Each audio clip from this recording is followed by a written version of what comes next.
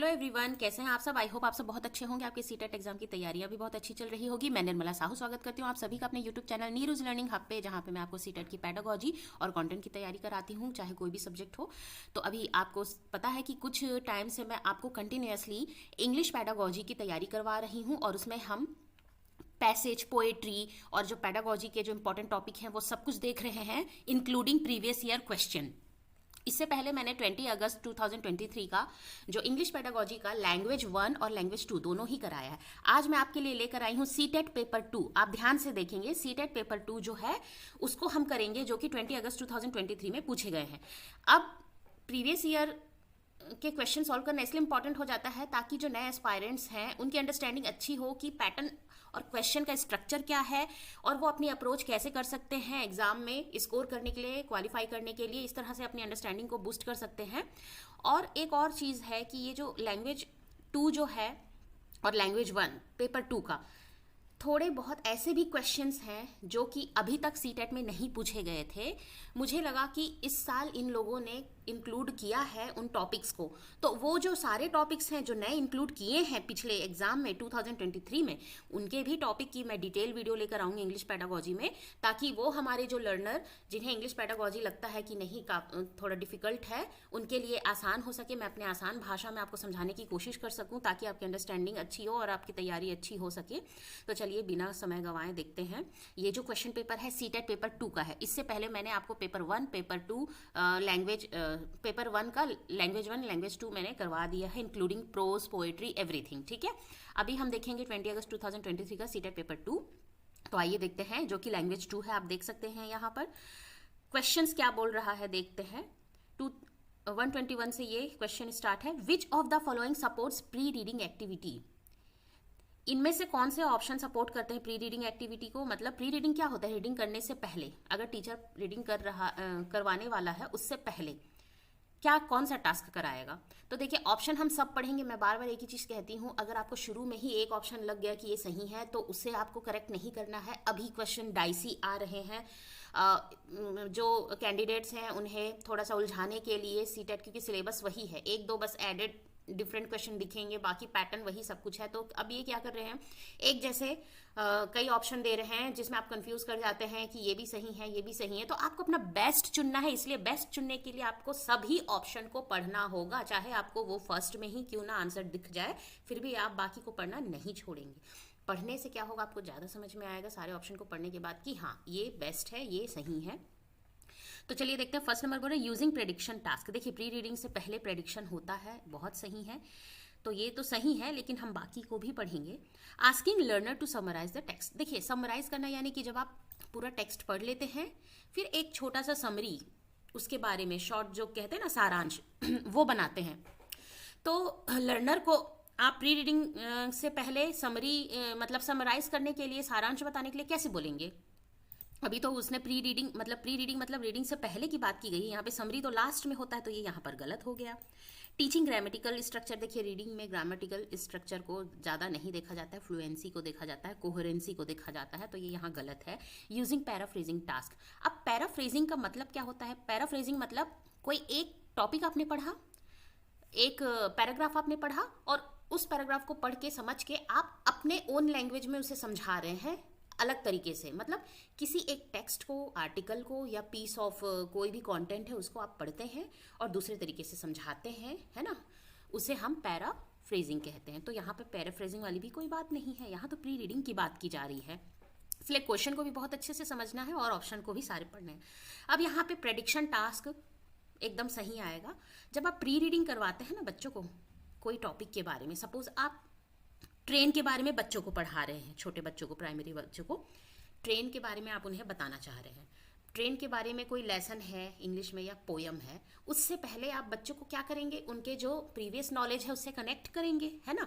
तो previous knowledge में उन्हें ट्रांसपोर्ट के बारे में पूछेंगे, कितने टाइप के ट्रांसपोर्ट होते हैं, जब आप अपने नानी के घर जाते हैं, दादी के घर जाते हैं तो कैसे जाते हैं, बस से जाते हैं या ट्रेन से जाते हैं, ट्रेन कैसे होती है, ट्रेन के बारे में आप उसे उसके फीचर्स बताएंगे कि लंबी होती है, लोहे से बनी होती है, इंजन होता है, साउंड करता है, ये सब आप बताएंगे। फिर वो लेसन को स्टार्ट करेंगे, लेसन हो या पोयम हो, जो भी उसके बारे में दिया होगा उसको आप पढ़ाएंगे। तो यहाँ पर आप प्रेडिक्शन टास्क का इस्तेमाल कर रहे हैं, है ना।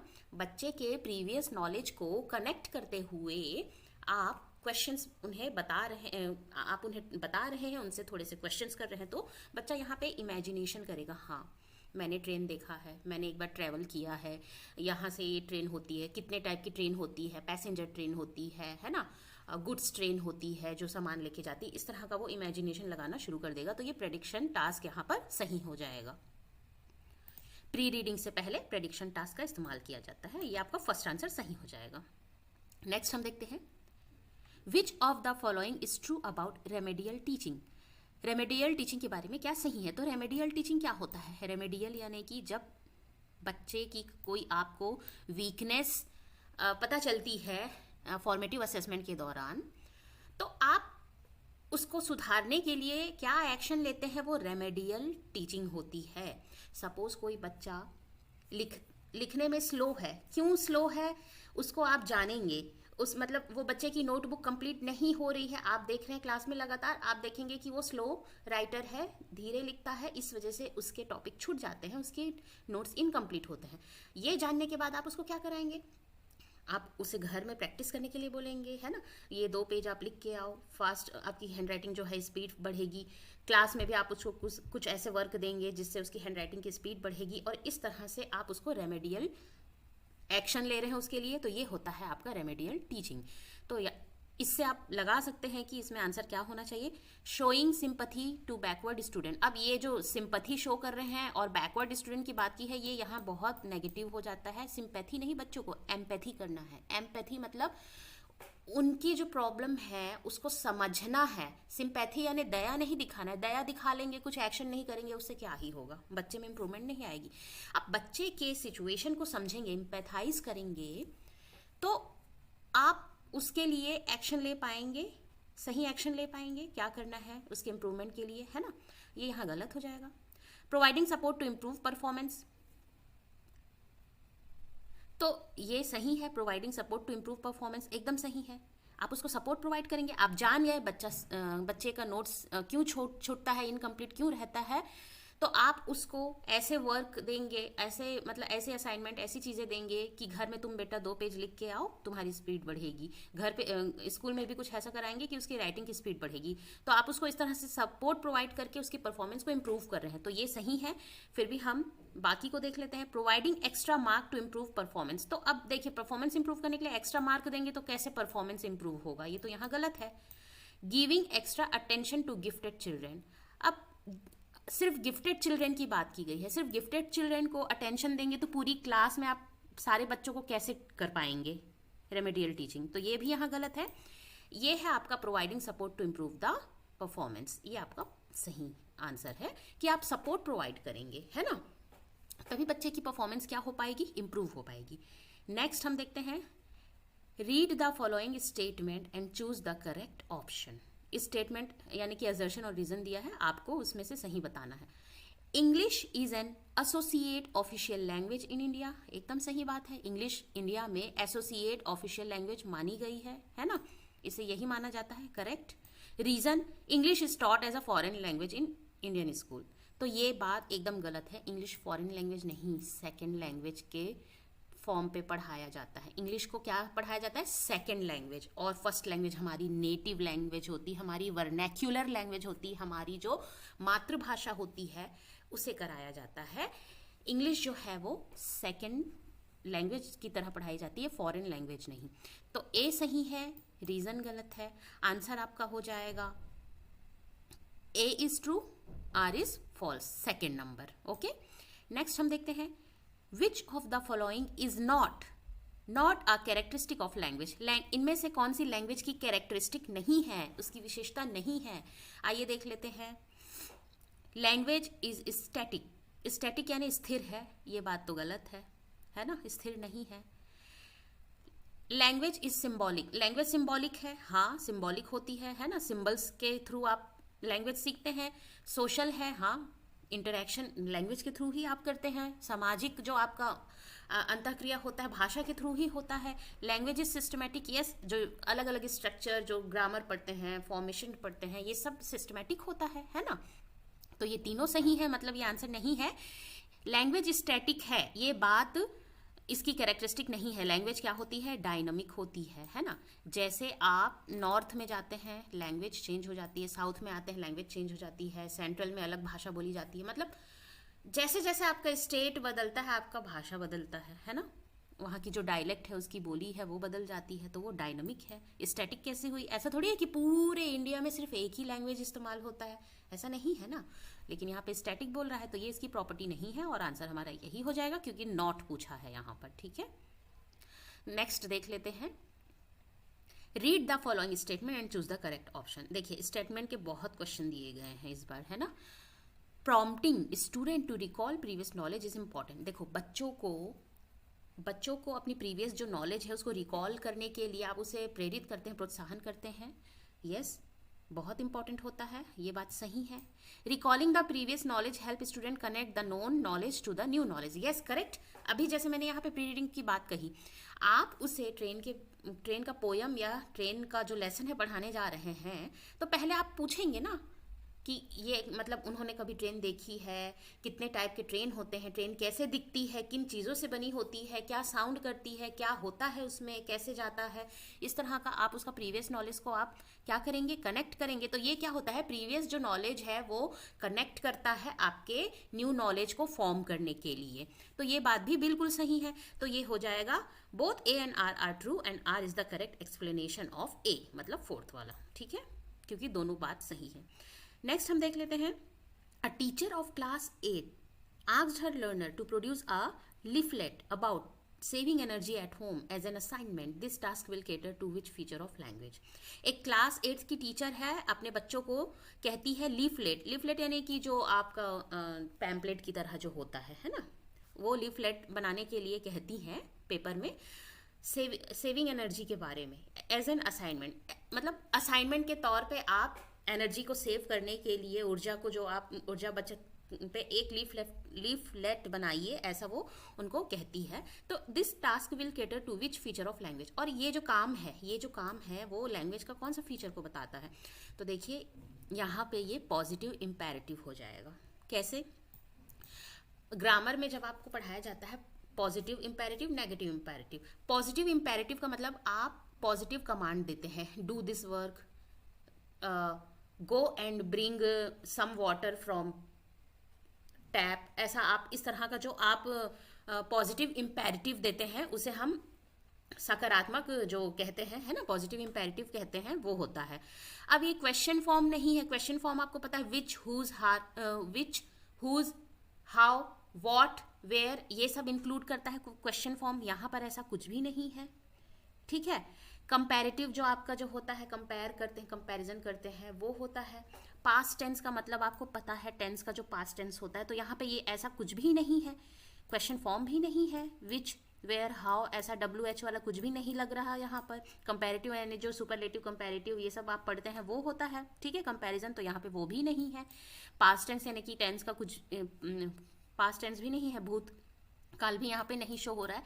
ये पॉजिटिव इंपेरेटिव होता है। दो तरह के इंपेरेटिव होते हैं, एक नेगेटिव होता है, do not go there, do not bring this, ये होता है आपका नेगेटिव इंपेरेटिव। और आप पॉजिटिव बोल रहे हो कि shut the door, go and bring some water, go market and bring some fruit, ये सब बोल रहे हैं, ये पॉजिटिव इंपेरेटिव है। तो यहाँ पे टीचर कह रही है कि produce a leaflet about saving energy at home as an assignment. तो ये आपका पॉजिटिव इंपेरेटिव हो जाता है। आई होप आपको समझ में आ रहा होगा, क्योंकि ये जो क्वेश्चन है ये थोड़ा अनएक्सपेक्टेड क्वेश्चन है। आप देख सकते हैं इस तरह का ग्रामेटिकल उसमें क्वेश्चन जो स्टेटमेंट है उसमें दे दिया गया है। ऐसा कभी एक्सपेक्ट नहीं किया गया था, बट ऐसा आ गया है, तो ये थोड़ा सा डिफरेंट है। बट ऐसा कुछ नहीं है घबराने वाली बात कि बहुत ही ज़्यादा डिफिकल्ट है। आपको मैंने समझाने की कोशिश करी, तो आई होप आपको समझ में आ गया होगा कि ये पॉजिटिव इंपेरेटिव क्यों होता है। क्योंकि जब आप कोई भी कमांड देते हैं, पॉजिटिव होता है जो, जैसे shut the door, go and bring the water, go and bring the fruit from the market, उसी तरह से एक पॉजिटिव इंपेरेटिव यहाँ पे आपको नजर आ रहा है। आप बोल रहे हैं बच्चों को produce a leaflet about energy saving at home as an assignment. तो ये पॉजिटिव इंपेरेटिव शो कर रहा है क्लियरली। ठीक है, तो ये आपका पॉजिटिव इंपेरेटिव हो जाएगा। नेक्स्ट हम देख लेते हैं।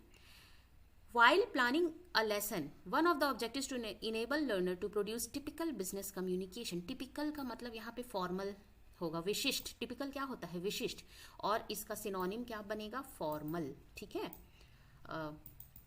फॉर्मल होता है. ठीक है, जो फॉर्मल होता है. फॉर्मल और फॉर्मल और इनफॉर्मल आप पढ़ते हैं ना लेटर में. जो इंग्लिश वाले बच्चे होंगे, या फिर इंग्लिश वाले बच्चे ही नहीं, जो 9th-10th में भी होंगे बच्चे, 9th-10th अपनी क्लास में पढ़े होंगे, मतलब जो अभी एस्पायरेंट्स हैं अपने 9th 10th 11th 12th में, कि लेटर लिखना रहता है, फॉर्मल लेटर, इनफॉर्मल लेटर, है ना. तो टिपिकल उसी को कहा जाता है जो बिल्कुल विशिष्ट होता है, फॉर्मल होता है. तो लेसन प्लान बनाने के टाइम क्या बोल रहे हैं? One of the objectives to enable learner. एक सबसे बड़ा ऑब्जेक्टिव क्या होता है? लर्नर को बताना कि produce a typical business communication with customer. Customer के साथ एक फॉर्मल, मतलब टिपिकल यानी विशिष्ट या फिर फॉर्मल जो बिजनेस कम्युनिकेशन जो है वो आपको करना है.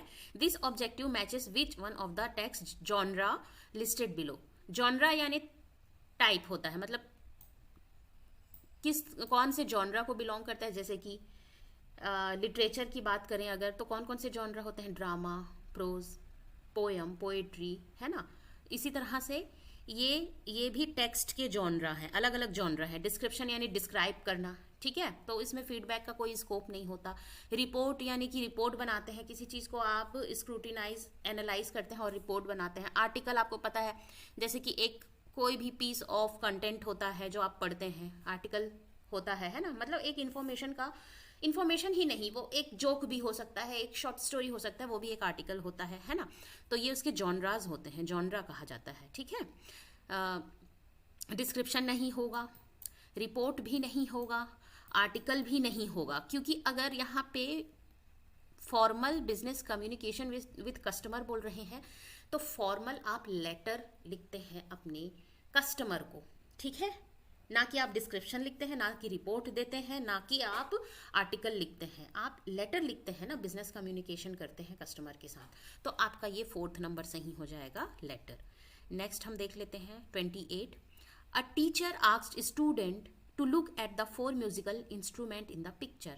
एक पिक्चर में टीचर अपने स्टूडेंट से कहती है 4 अलग अलग जो इंस्ट्रूमेंट है, म्यूजिकल इंस्ट्रूमेंट है, उन्हें देखो and discuss why they are used in different musical context. और उसको डिस्कस करो कि क्यों वो अलग अलग संदर्भ में इस्तेमाल किए जाते हैं. Choose the cognitive skill that matches this activity. अब इनमें से आपको ऐसे कॉग्निटिव स्किल को चूज करना है जो कि इस जो टास्क को मैच करता है. ठीक है, कॉग्निटिव स्किल यानी क्या होता है? संज्ञानात्मक कौशल, मतलब ब्रेन से जुड़ा हुआ, संज्ञान से जुड़ा हुआ. तो इनमें से क्या होगा? तो ये क्या है? सब कॉग्निटिव स्किल है. तो अगर टीचर कह रही है कि 4 पिक्चर को देखो, म्यूजिकल इंस्ट्रूमेंट के पिक्चर को देखो और बताओ कि क्यों और कैसे ये अलग अलग यूज होते हैं, तो बच्चा पहले देखेगा, उसको समझेगा, है ना, और एनालाइज करेगा. तो यहाँ पे रीजनिंग लगाने की या इमेजिनेशन करने की जरूरत नहीं है. क्वेश्चन तो पूछा नहीं है कि तर्कशील कोई क्वेश्चन पूछ लिया तो इमेजिनेशन कर रहा है या रीजनिंग कर रहा है या कंपोजिंग हो रहा है. ये एनालाइज करेगा, उसको वो देखेगा, चारों पिक्चर को देखेगा, फिर जो टीचर ने क्वेश्चन किया है उसके बारे में सोचेगा. तो यहाँ पे एनालाइज हो रहा है, उसको एनालाइज कर रहा है, चीज़ों के बारे में ऑब्जर्व करके उसके बारे में मतलब तर्क शक्ति लगा रहा है, सोच रहा है. तो ये एनालाइजिंग होता है. ठीक है, तो ये आपका एनालाइजिंग इसका सही आंसर हो जाएगा. आज हम 28 तक करते हैं. इसके बाद ये जो 29 है, यहाँ से जो क्वेश्चन है इसमें कुछ चीज़ें मुझे आपको डीपली समझानी है, तो वो मैं नेक्स्ट वीडियो में करूँगी. क्योंकि यहाँ पे आप ये जो देख रहे हैं ना, कोड स्विचिंग, कोड मिक्सिंग, ये एक ऐसा टॉपिक है जो अभी तक सीटेट में पूछा नहीं गया था, लेकिन ये इंपॉर्टेंट है लैंग्वेज के पर्सपेक्टिव से. जैसे कि डीएलएड और बीएड ये सब जो बच्चे करते हैं उन्हें पता होगा. तो ये जो टॉपिक है मैं नेक्स्ट वीडियो में आपको अच्छे से दोनों के बारे में समझाऊंगी और क्वेश्चंस उसके बाद मैं आपको सॉल्व कराऊंगी. इसके अलावा आप यहाँ पर देखेंगे ये लैंग्वेज सोशलाइजेशन और ये सब्ट्रैक्टिव बाइलिंगुअलिज्म, जो कि थोड़ा सा नया है, इसके बारे में पूछा है. कोड स्विचिंग, कोड मिक्सिंग और सब्ट्रैक्टिव बाइलिंगुअलिज्म. इस क्वेश्चन को मैं आपको समझाते हुए डिटेल में कि सब्ट्रैक्टिव बाइलिंगुअलिज्म क्या होता है, क्योंकि अब ये इंपॉर्टेंट टॉपिक बन गया है. अभी इस बार पूछा है तो 90% चांसेस है कि नेक्स्ट एग्जाम, मतलब आपका जनवरी एग्जाम में ज़रूर ही पूछेगा. तो सिर्फ आंसर जानने से बेहतर है कि आप उसके बारे में डिटेल अच्छे से समझ सकें, ताकि ऐसा सेम क्वेश्चन तो नहीं देगा, इससे रिलेट करता हुआ पैटर्न को चेंज करके देगा। तो अगर आपकी अंडरस्टैंडिंग टॉपिक में अच्छी रहेगी तो आप समझ जाएंगे कि हाँ ये कोड स्विचिंग का क्वेश्चन है, ये सब्ट्रैक्टिव बाइलिंगुअलिज्म का क्वेश्चन है। तो इसीलिए हम 29 से बाकी जो क्वेश्चन है उसको हम नेक्स्ट वीडियो में करेंगे। आज हम यहीं पे ख़त्म करते हैं, वीडियो बहुत लंबी हो जाती है वरना। ठीक है, वीडियो अच्छी लगी हो, मेरी कोशिश अच्छी लगी हो और आपको लगा हो कि टॉपिक हेल्पफुल है तो लाइक शेयर सब्सक्राइब ज़रूर कीजिएगा। तब तक के लिए पढ़ते रहिए, आगे बढ़ते रहिए। Thanks for watching, thank you.